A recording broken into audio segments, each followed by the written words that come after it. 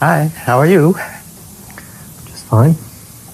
Okay. I couldn't get this close to the story of remote viewing without trying it myself, and I did train for several weeks with Ingo Swann, learning the techniques he had used and had trained others in a decade before. Hard, rising, Correct. over, down, Correct.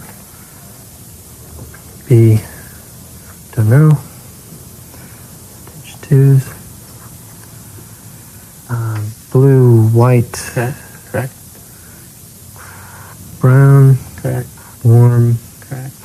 smell Correct. of minerals, Correct. sulfur. Sometimes, as in this training type session with Swann, I used map coordinates and got constant feedback throughout the session.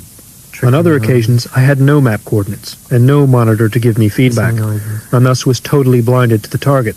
Open. On the whole, my data were full of inaccuracies, but I described the targets well enough, and often enough, to convince myself anyway, that a remote viewing was not just some delusion.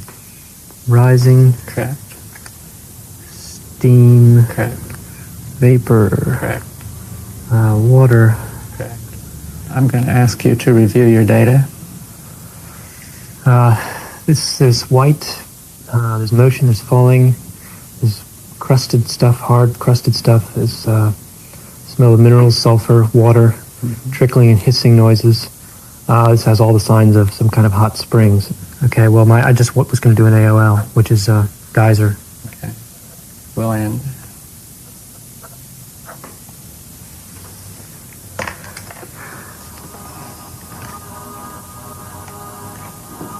Old faithful.